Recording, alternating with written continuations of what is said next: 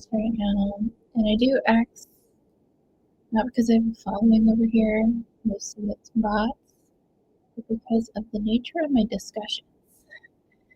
So I'm going live, front camera here, side camera here, and they don't see it on this camera, but I stim. So today for my stimming friend, I have a stimming friend, a little dinosaur, and then I have a ring that's pretty much broken. And I was like, oh, I need to go get this fixed. And then I put it on, I have like a little gratitude altar in like cinnamon oil. And then it just fused itself. Here, I'll show them here. It fused its turquoise. I don't remember where I got this. I don't know if I got this in Santa Fe or not. I'm very like, I don't like get a lot of stones or anything like that. I only have a few things I keep, but I like how it fused because there's like a moon there. So I hold these because I stim, and you can see it on Twitter. You can't see it anywhere else. And so you're going to watch me stim on Twitter. I don't care anymore. Because otherwise I'll be like doing this the whole time, and it's just no bueno, not cool.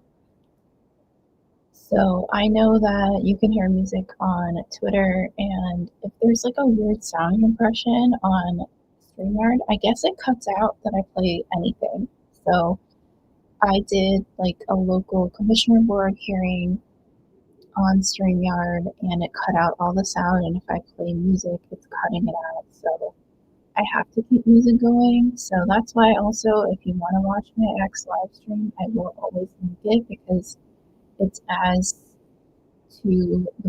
it's as real as it gets. And I generally think there is like suppression on all the apps right now. I've definitely noticed it on TikTok with every creator. So like there are live creators that are being suppressed on TikTok. I'm a TikTok girly, and the fact that it got bought by Barry Ellison and then that switched over definitely is apparent on that app. So, I am an intuitive, and I felt a call to get back on X, and I had my account disabled for I had, I guess, like a year and a half because it was just getting really sad on X. So I'm on it now because I feel called to be on X, and all of my media has always been kept really low. I used to think that it was a problem. I used to think like, oh, I'm not pretty enough, I'm not smart enough, blah blah blah, right? But now I kind of realize it's like built in, it's systemic, and media does support certain people it doesn't, and I'm just gonna keep creating because I'm getting a lot of confirmations that things over the years I've been calling out and saying are actually correct and actually happening in real time. So I used to think, oh my God, I'm so down, I'm not part of the popular. It's like really, it's popular kids, right? It's the jocks, it's the people associated with all these people. So it's just exactly what we came up with. It's just socialization, whatever, humanity, all these things, but it's okay. And if you're somebody who is finding that your voice is being suppressed, like this is a testament to just keep going because obviously there's a reason for it, and obviously like you're on to something. I think I saw a really cool TikTok. I don't remember the creator's name, and this is why I love TikTok so much. This girl is a painter, and she was like, I was gonna take this really draining 9-to-5 job and stop painting. And then she just got the call in her being to keep painting. And then one day it just hit. And so I was doing live streams really consistently up until the 20th of February, 2021. And I was even live streaming my sets because I was going on the road for stand-up. And I got into a really bad car accident. And that was a near-death experience called an NDE for me, and I have it in my notes, and that is not how I was going to talk about what I had. I wrote a note because I was listening to Jamie C's like business tips for intuitives, and I just wrote, keep telling my story. 2/28/2025 or 2/28/2026 is my 5-year anniversary of my almost alpine divorce from this planet, Medicine Bow, Wyoming. And whether it was an angelic being or a higher self keeping me here on planet Earth, I still learned a lot. So, stand-up comedy is hard because when you start it, like there's so much indoctrination, it's almost like a religion. And so I was like deep, deep, deep, deep in it. I started in New York City at a place called Eastville Comedy Club. At the time, it's now one of this, I think it's like the second, it's like New York Comedy Club has a couple of different locations and it's one of their comedy club locations now, but Eastville has now moved to Brooklyn, New York. And then I left my job officially in science research. I was a researcher at Columbia University Medical Center. I had a lot of questions that came up because I was doing epigenetic research, and we were looking into COPD, emphysema, interstitial lung disease, and other lung diseases. And it was like epigenetics of certain populations in New York City. So specifically, Columbia University is located in a very Latin and Hispanic community historically, which is called Washington Heights. It's specifically Dominican and Puerto Rican. And so much of our studies were centered around Black and African American genetics, as well epigenetics, which is like the memory of the lineage in genetics, as well as Latin and Hispanic roots. And so one of the things I did at this job, and I have other videos about this, but I guess this is part of my story. And one of the things that I did, I started out as a lab researcher, just regular lab researcher. A lot of these studies are under contract, so when contracts end, you're like laid off from the university until they can place you into another space, pick you up somewhere else, etc. So when that grant funding ends, they keep who they need to keep, and then they move other people to different places. So when my grant funding ended, I was actually living at a tiny, tiny little apartment in Harlem, right next to a very, very famous Baptist church called the Epigenetics Baptist Church.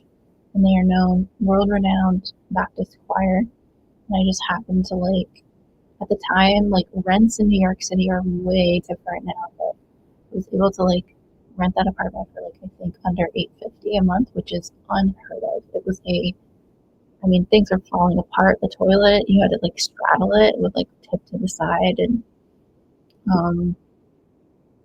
it was just, I love New York City. I've learned a lot from New York City. There's still things in New York City that I miss to this day. And it was my first big girl apartment.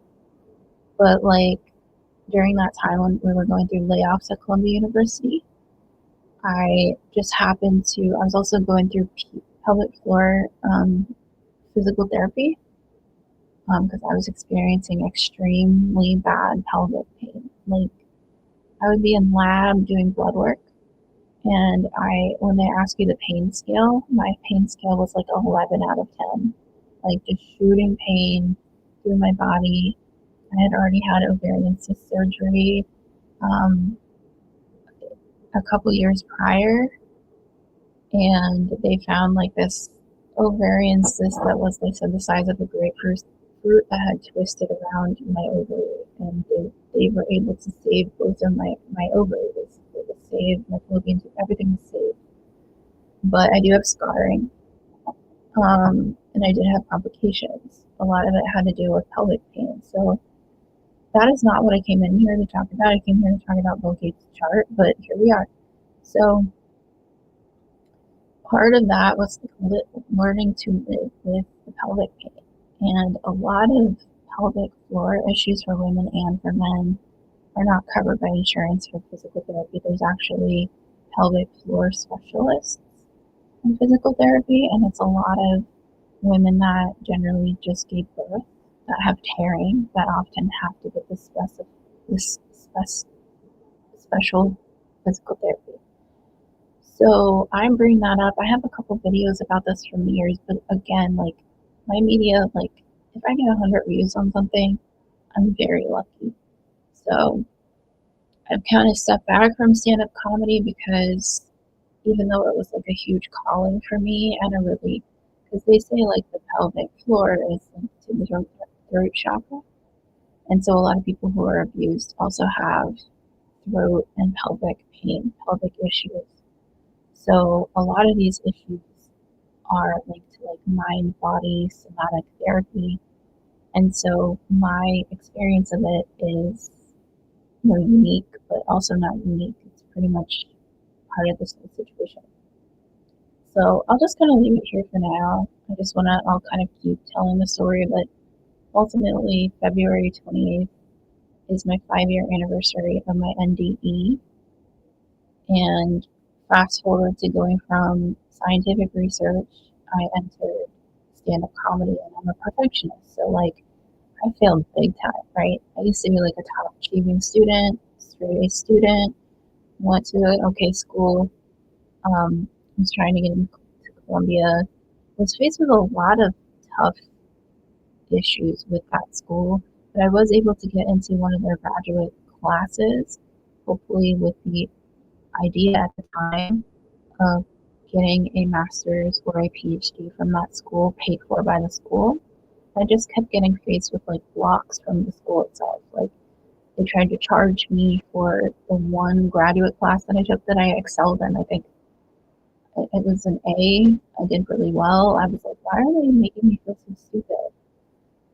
And they tried to charge me. And luckily, at the time, I was in a union, and my union fought for me to not have to pay for any of their classes, which was part of my agreement going into working for the university itself.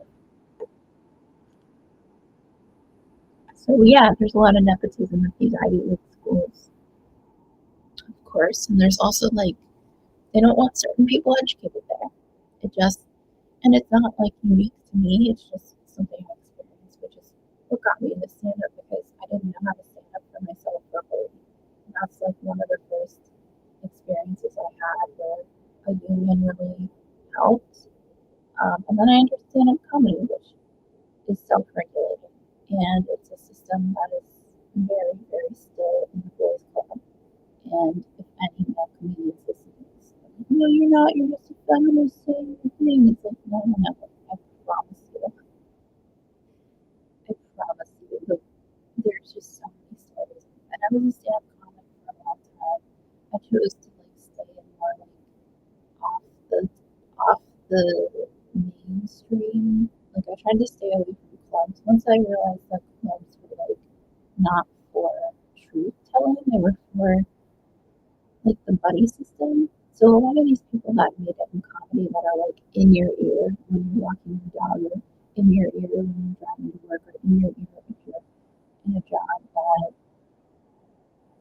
you can listen to podcasts all day. I kind of feel like it's become a mantra or people's truth. So I'm kind of like,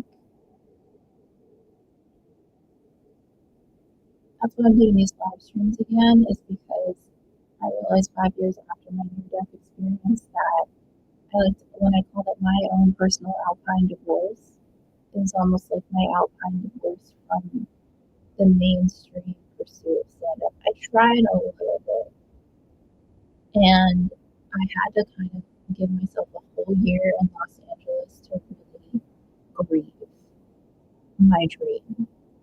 Because what I realized is like those big comedy clubs that we all were sold on, and all these big people that were all told are like the greatest in the world, I realized like actually they're hotbeds for a lot of exactly what's going on right now. They're hotbeds for these types of individuals. And I'm not saying every comedian is like this, but it's a system, right? And right now we're watching systems shift change. And I didn't bring my tarot cards today. Like when I went into this live stream, I really felt like this is whatever is gonna need to be said will be said, and whoever needs to hear this will hear this at whatever time. So there could be like 0 people that watch this, or like 2 people, or 2 bots. But for some reason, I'm being like led to do these live streams. And like, there's definitely things in my career that I could have done, and tracks that I could have taken to that would have probably been more, financially gaining. But for me, I have a strict, like, if something doesn't feel right, my body will scream at me. And if I don't listen, I will get sick, which is what, like, I think all of my health issues were with, like, ovarian cyst and endometriosis, and just having pelvic floor pain, and learning to, I just thought it was just part of my life to be in that much physical pain. And I'm having like that kind of issue now, kind of resurfaced, but not with pelvis. It's with my, like, I'm having what I feel is like myofascial issues.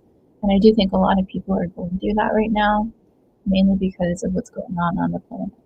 So I do think that the myofascial issues I'm having are not unique to me. And I think it has to do with stored trauma in the myofascial, like, channel, I guess, like their little muscle structures um, in the body right now. So it's a spiritual thing I think a lot of people are feeling. And so I came here actually to do astrology.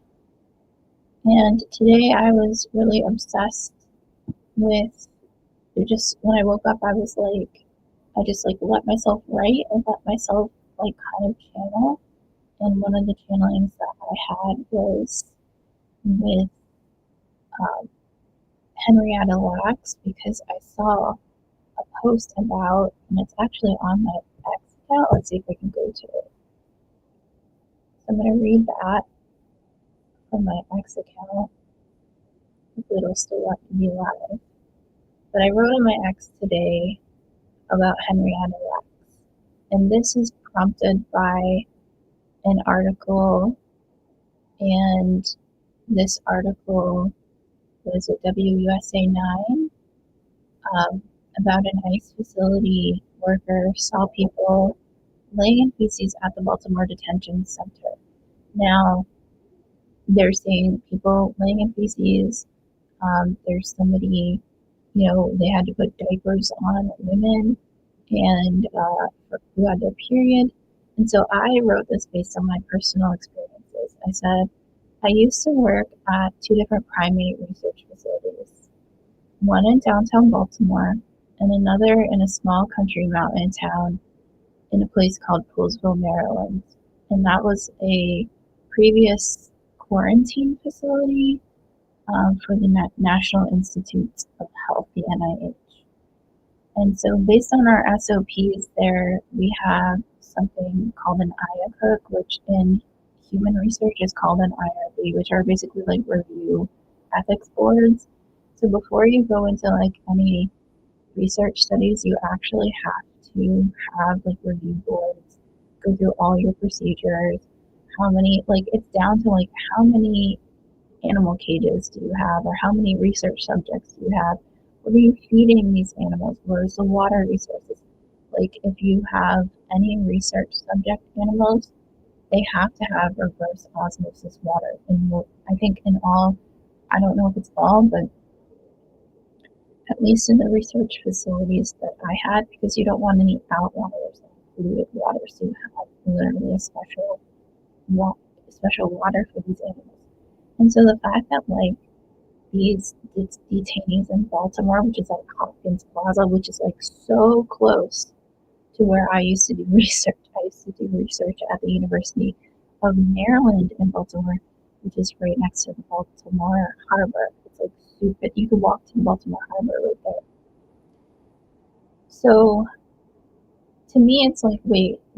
That's where my red flag spidey sense goes up and goes, why are they treating humans like not even like animal? Like when people use the term like animals, it's like, no, we treated animals with with a committee hearing, and we did something called GLP, which is Good Laboratory Practices, which is utilized across the board under federal regulations. So there's inspections and there's audit inspections. And you can't even sign your name improperly without getting cited sometimes in these types of labs. So it's like, how is it that just a couple of maybe a mile and a half away, there's a regulatory lab that's treating like animals better than they're treating people? I'm not saying don't treat animals. Like, I love animals, and when I worked in like these labs, I was such an ethical, and like that's why I left science research, because it was of the ethics of it in general. And I saw some things at certain facilities that like I'll never be the same with the PTSD that I lived with from it, because of things that are done there under ethical standards. So to me, like, that raises a red flag, because it's like, what are they doing? Like, what is this all about? So it got me thinking, and I wrote this on my ex, that,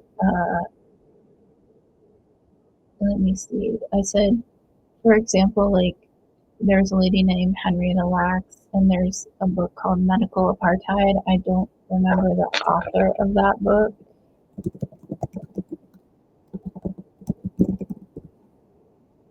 Medical Apartheid is written by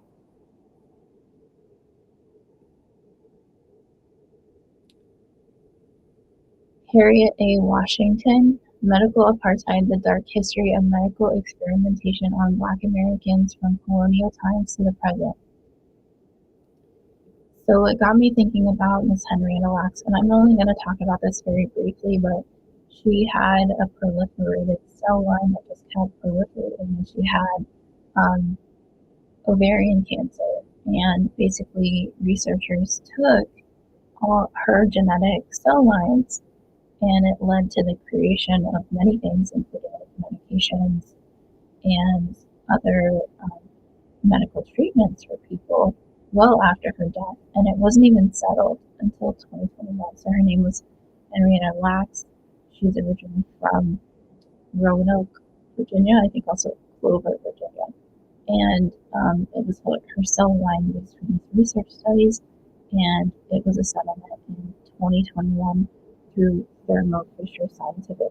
So this is where like it gets like weird, like synchronicity. And so I've always looked at synchronicity as like, when things are synchronistic, that this is you're on to something. I briefly worked for Thermo Fisher in 2021. And this was a time after my car accident. So I had my car accident on February 28th, and I was hired like very quickly by Thermo Fisher, because I was basically living in my car and like traveling around the country doing stand-up, because it was 2020 and 2021. I was being like socially distant. I also had my own reserves about what was going on based on all the research I had done in the past. And so I wore like a mask, and I used like wipes and things like that. And I only went to bars and clubs to do stand-up that were made basically in red states like Wyoming, Oklahoma, Texas, Arizona, all these states that were still open. And people had the choice to go and watch stand-up or not. And we were generally socially distant. A lot of the shows were outside, except for Utah and Wyoming, where they did not give a F. So I think I did stand up in Wyoming. I did stand up in like northern Colorado, and then to like get over to Utah, I drove through Wyoming often. Like, I knew that road pretty well. And it's crazy to think that like a 20-hour drive like felt so chill to me. Like, it's just so pretty out there that it's like healing to drive out there. So when I got into my car accident, I lost. My car was a total loss. and it was like a pile up, and it was on black ice, and it was because the wind hit me so hard through the mountains, and there was no shoulder to pull off. And it was a pretty sunny day, and it was really clear, and it was like it did not look like don't drive. And I've driven through like when I was just in the Snow Creek out here on the East Coast. So for me, it was like just push through, just do it, push through. I had a show coming up in Arkansas, so I had to like drive from Utah to Arkansas, and I only had like one main stop, which would have been in Denver, to like do Uber Eats so that I could anyway. So it's just a long thing, and I know people will disagree with a lot of things I'm saying because they're like, "Oh my God, you're part of the problem." Maybe that's why I got into the car accident. Um, but even though I saw many comedians still, it's just I have a lot of observations. So the whole thing of me working at Fisher kind of is because I had to return back to Maryland. I was able to like rent my own place here, but I had to like restart my life because my car slash my home was lost, and I had to like make a decision to go back to Texas or go back to Maryland, and I chose what I thought was the most practical thing, but it turned out to be like, no, this isn't the right thing to do for me. And ultimately, things started opening up, and I ended up back in LA again. And then I worked at a comedy club in LA. So it's whole life synchronicities, but one of the greatest synchronicities today was finding out that it was Thermo Fisher that settled the um, court case, I guess, with the Lax family or the Lax lineage, because were part of who took and utilized her cell line, and how much pressure I received. And a huge reason why I left Thermo Fisher was because they really, really wanted me to take Pfizer's vaccine. I never took that vaccine, but they were like on my ass, and it was a male manager that like brought me into the office to like scold me on not taking the vaccine. And then I had to explain to him in the office what endometriosis was, even though he was not a medical professional. The crazy shit that women have to deal with just to try and get their paycheck. And, I always have had prayers where I'm like, hey, if I say no to a job because I feel pressured from people, and my consequences are living in poverty, then I call this God sees it moments, where it's like I'm trying to do the right thing, but at the same time I'm getting punished because I'm doing the right thing. It's the way of the feminine, right? It's what we've had to deal with for centuries. So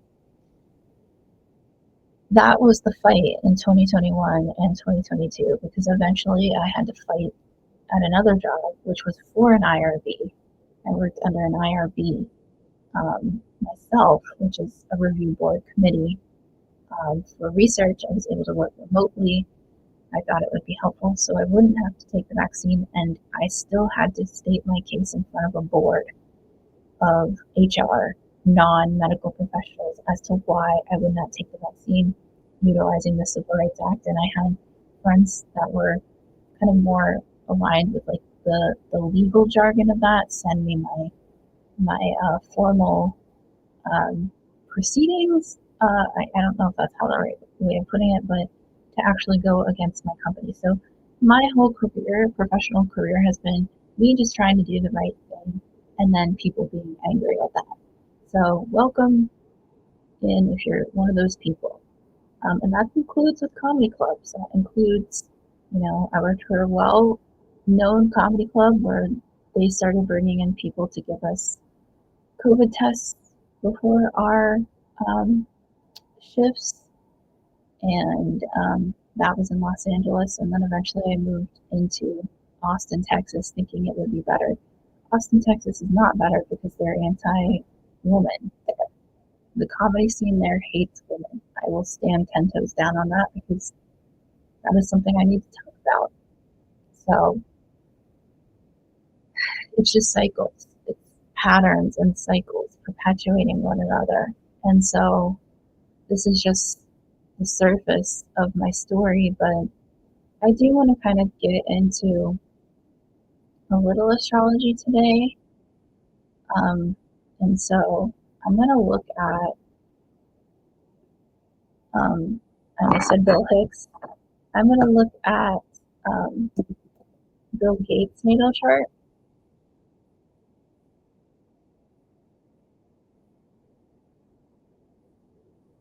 And I'm looking at astro.com and astro themes. I'm looking at astro themes for my own use, and then I'm putting astro. Let's see how I can do this here. So I'm going to bring up media.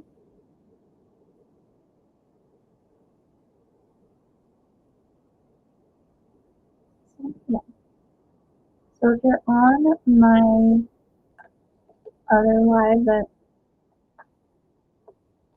is going to be on Rumble and YouTube and is on Facebook right now, this is Bill Gates' chart. That is from Astro Theme. And I'm going to personally be looking at astro.com. I'm going to personally be looking at Astro Themes. If you're on X, you're not going to see this, but I'll post a picture of the chart. So the reason why I bring up Bill Gates is because it got me thinking of Henrietta Wax, and then my whole feeds between Threads and Instagram right now are people who are currently residing in African nations who are having extremely bad medical conditions. And I was thinking about Henrietta Lacks today because of this, because of genetics. And so the power of genetics and the power of epigenetic lineage. So epigenetics is like the lineage of, it could be even, for example, a lot of people think that maybe trauma can create epigenetic imprints. So that's passed down the lineage line. But also the epigenetics studying, like, what is, say, the trauma of heart disease in a certain lineage. So it got me wondering, and again, I am just somebody who I was a manager at Columbia, but like for a very short period of time, I think it was only a year. And I could have gone further, but I decided to go into, comedy was calling me, and then I just went and traveled around the world to kind of heal my voice. And I had never been allowed to travel like that. So part of my travels got me into New Zealand, into Maori lands, and I'm very grateful for that. And I'll talk about that another day, but I want to talk about Bill Gates. So let me have some more. I'll have some more. Okay. So Bill Gates, and this is tied into epigenetics and lineages, etc.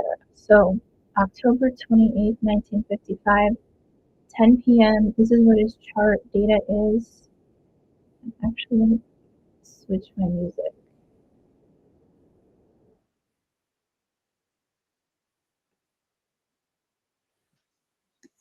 Okay. 10 p.m. Seattle, Washington.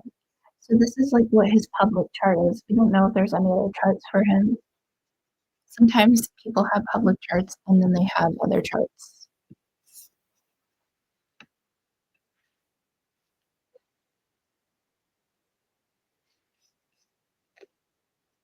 So, and what frequency is this? This is increased mental strength through positive energy vibrations.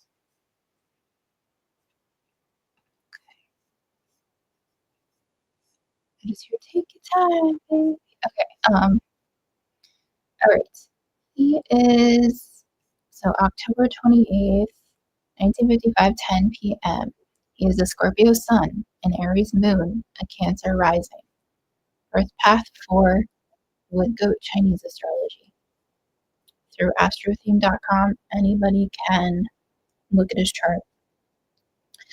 I also want to preface this by I will never look at Henrietta Lax's chart because she was abused. Her genetic line was stolen as property. However, I will look at charts of people who are not being ethical, and then I think I'm going to follow my intuition if I have to look at anybody else's chart.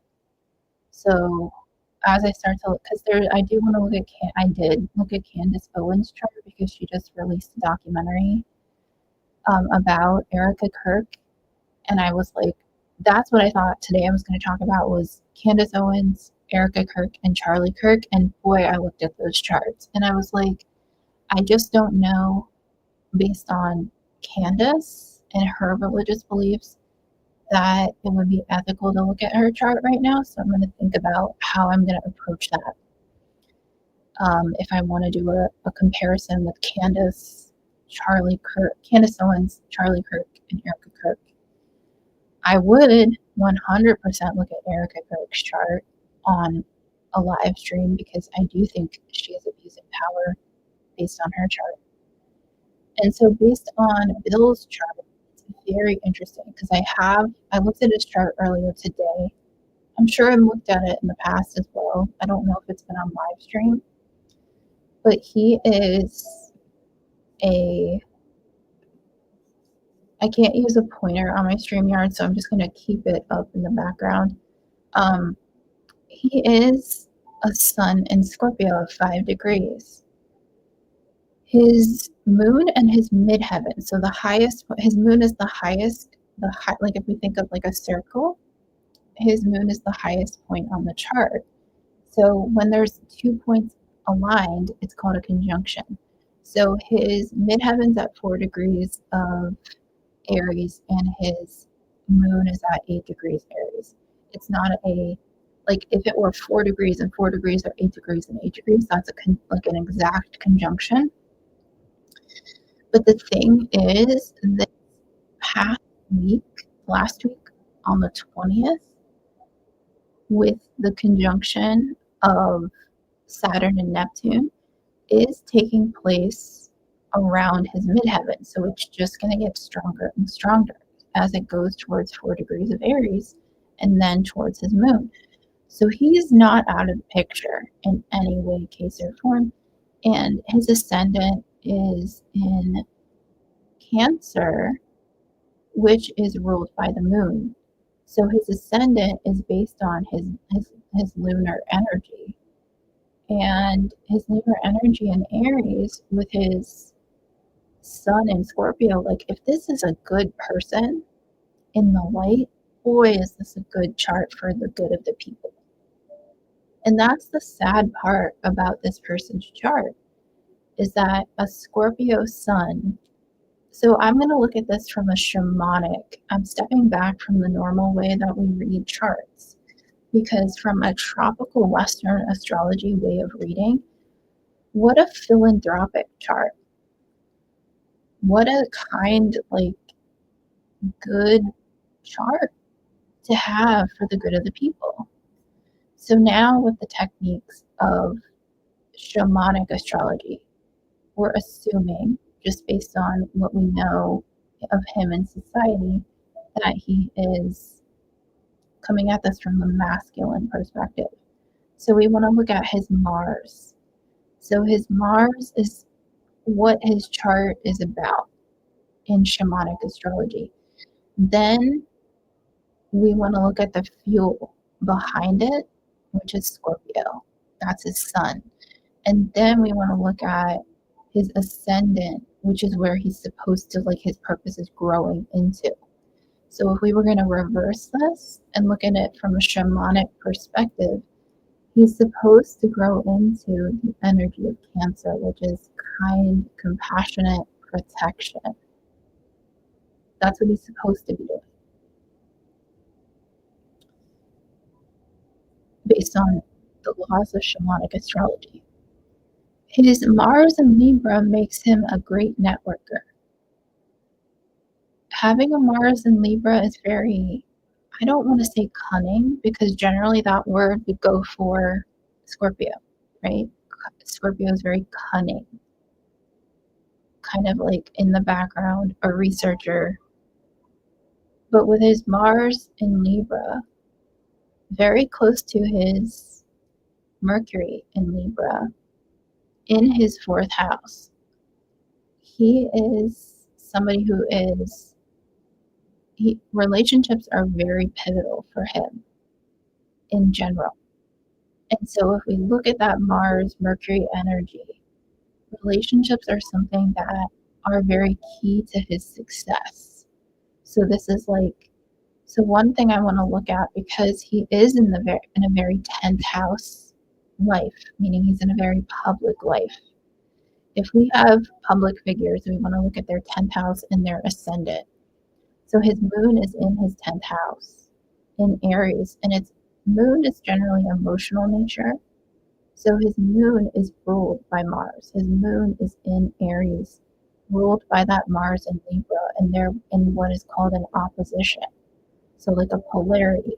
So if like you look at this and the little dinosaur, here's his moon, here's his Mars, and they're like opposing each other. They're opposite of one another. They're always on a polarity. So, and they're in what's called cardinal signs, which is about leadership. It's about beginnings. It's about the seasons. It's about the equinox and solstice energy in general. So he is here to lead. So when I look at something like that, it's very interesting that, yes, he's in a very self-serving career, Aries, yet his ascendant is supposed to be for the family, Cancer. He does have Uranus in a conjunction to his ascendant. It's just that Uranus is at 2 degrees of Leo. And so there is a lot of chaos. There can be chaos here or confusion, but it's, let me feel it. There can be confusion because it's square his sun in Scorpio. And so with Pluto in Aquarius right now, and this is generational for his, he was born in like the 50s. He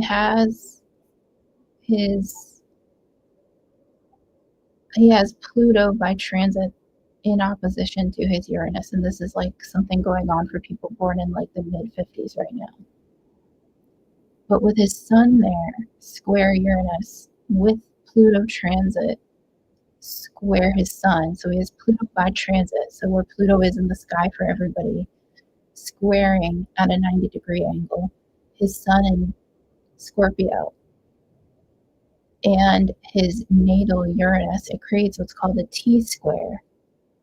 And so a T-square kind of is like this fixed, held energy, yet Uranus is moving this, and Pluto wants no business. Pluto is unsurfacing. Pluto is transmuting the energy. So we're going to find a lot more out about what Bill Gates has done with the epigenetics, and I would specifically say on the continent of Africa. Because and this is only, and allegedly, I don't know, right? I don't know. But what I'm feeling intuitively, and this is just an intuitive hit, is that he was trying to do what they say, like with that MK stuff, MK, you know what? That he was trying to do it epigenetically in the motherland of Africa. That's what I think happened. I think he was trying to tweak genetic lineages, tribal genetic, indigenous tribal genetic lineages. I think he's a key factor here in this. The one thing I also want to note that I also noted, and I'll keep noting, is he has Jupiter conjunct Pluto in his chart. His Jupiter is at 27 degrees of Leo, and his Pluto is at 28 degrees of Leo. Now, on my couple videos ago, I talked about Peter Thiel having his Jupiter in late degrees of Leo as well. And so this conjunction is generational. So you're going to find it in a generation where you have Pluto, so baby boomers. And with this, we see this on the royal star of Regulus. So late degrees of Leo is royal star of Regulus. This is a fractal pattern. So it's down, like we're seeing this like down to specific people. Donald Trump has his ascendant here. J.D. Vance has his ascendant here. Peter Thiel has his Jupiter here. The royal star of Regulus is often found in the heads of their fields, people who are prominent. Now, because it's Pluto and Jupiter, this is a generation that has this. So it's almost like his chart is selected to hold this generational memory, as opposed to like it's a personal, like if we were seeing Mercury here or an ascendant here or a descendant here, this would be more like, oh, this is for this person. This is more for a collective measure. So he's holding a collective memory as opposed to like it's his energy. I don't know how to put that. He's like a collective, like a package almost.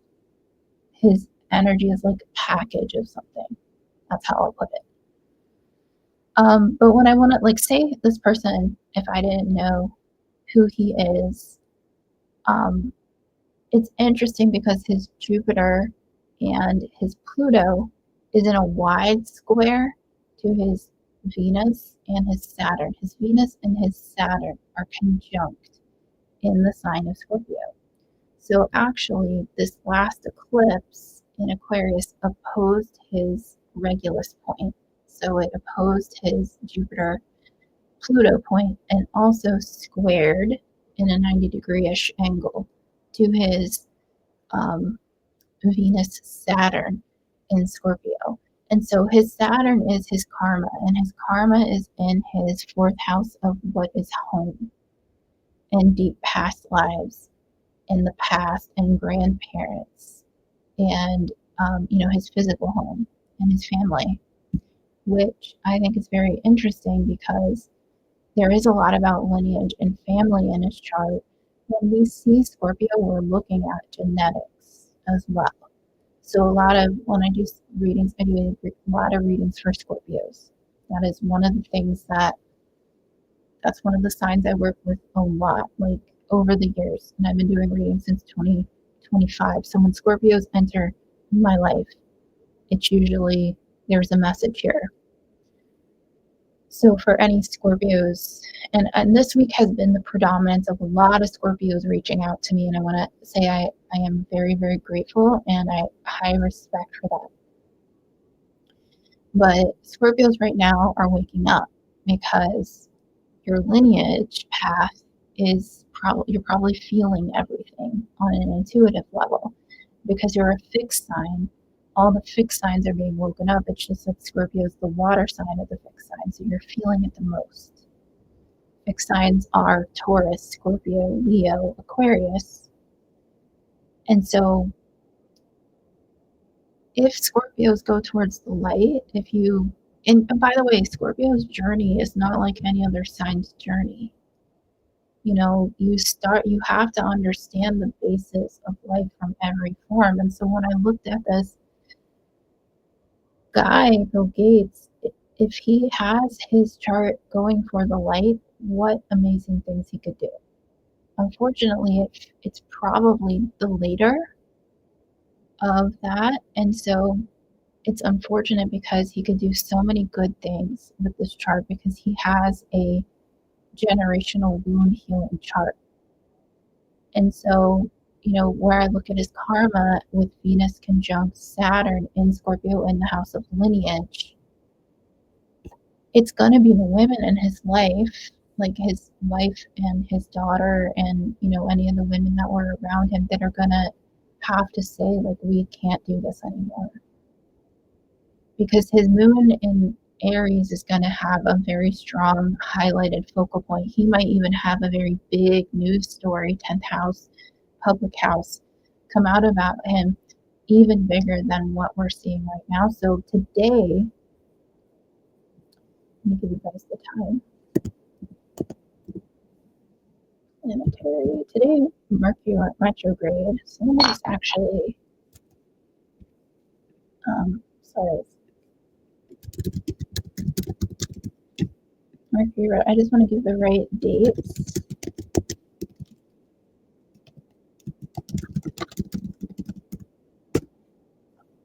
And I do my live streams because I stream. That's like my thing. And so I don't always have a plan going in. I just have ideas going. Okay, so Mercury retrograde started today. And did we have a time? 1:48 a.m. Eastern Standard Time.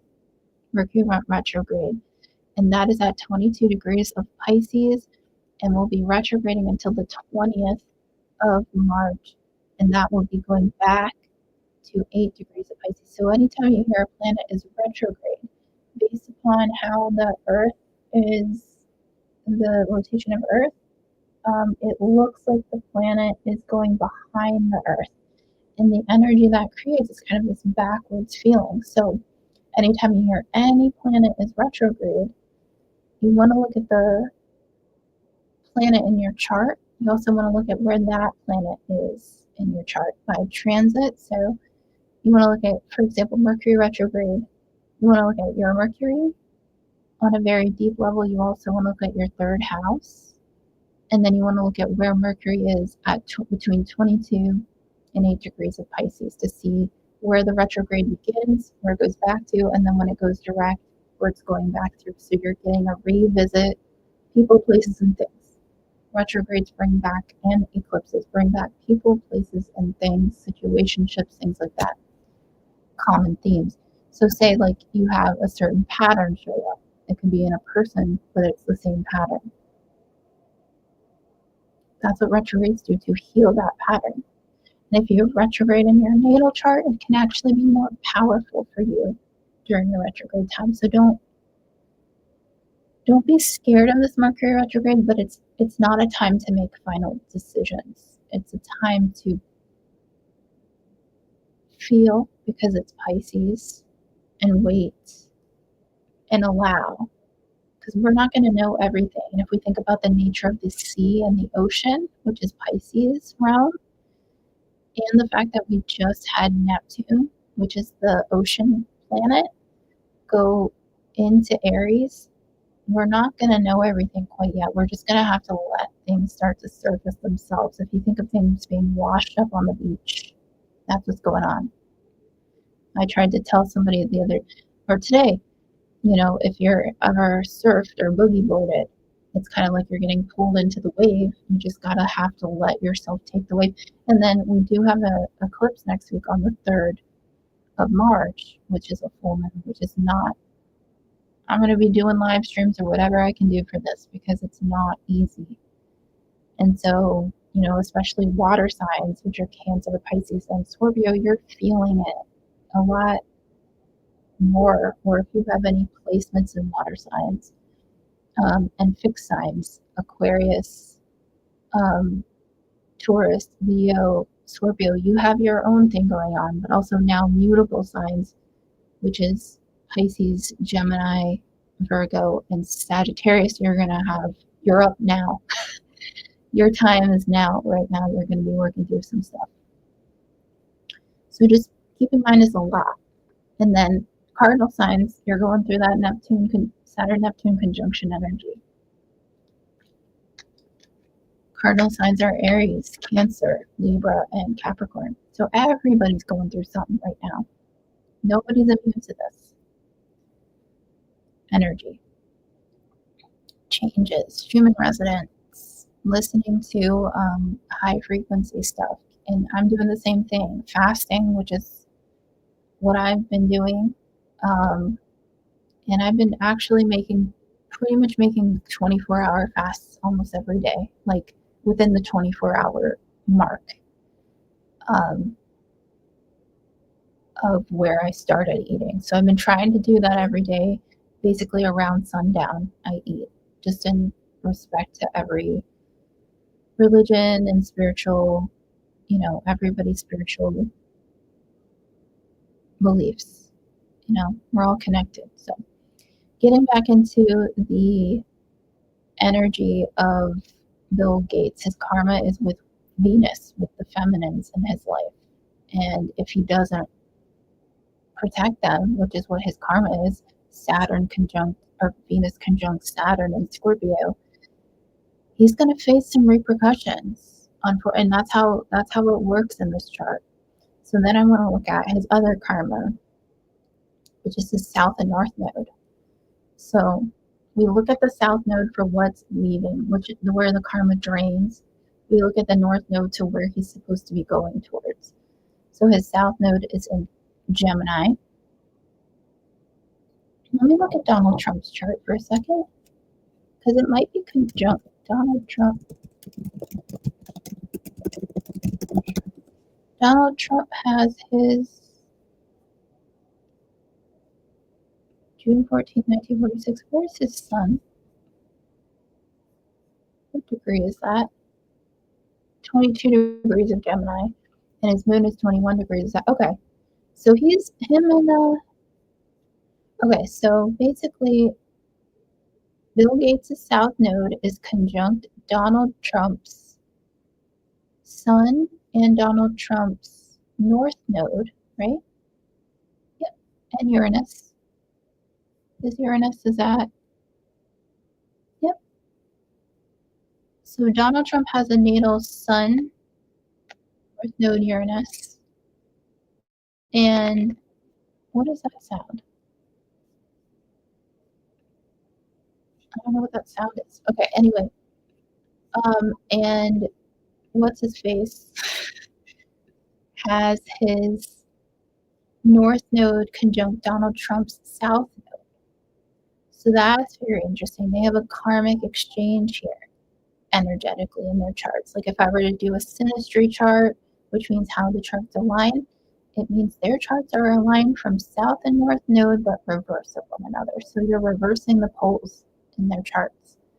And so the karma of Bill Gates actually sits on where Donald Trump's supposed to be going in his life, and the karma of Donald Trump is sitting where Bill Gates is supposed to be going, which is to Sagittarius, which is philanthropy. So very interesting. Sagittarius is the philosopher, the artist, the visual artist. Sagittarius does represent like philanthropy and justice, the judge. So if Libra, where his Mars is, this is Bill Gates, if Libra is the lawyer of the chart of the zodiac, Sagittarius is the judge. So very interesting. And Bill Gates has his North node in his 5th house of creativity. So that's very interesting too, because he's supposed to be doing like more creative, like I wonder if we're going to start, if we're going to start seeing him involved in more art, AI art I saw the other day, or something related to art or visual, something related to visions, bigger, broader visual perspectives. So on the lighter end of this, like if he were to use this chart for like the grander society, this would be like a muralist or somebody who uses their vision for a higher purpose. But we're going to have to see how this plays out because Donald and Bill are connected here. And so I'm going to leave my life here today. That is where I'm going to leave my life. Because I don't know what I'm doing, and also I'm a little bit tired. So I'm going to keep coming back doing lives. If you have any questions for me, you're welcome to ask. I wasn't doing any tarot today just because intuitively I just got the download to not do any tarot, to just look at this chart and then go from there. So I just want to thank you on Facebook, YouTube, Rumble, and Substack over here for watching, and thank you so much on X for watching. And I will be back to do more readings, and I will announce the times and dates for that as well. Thank you. My name is Christy. This is Trust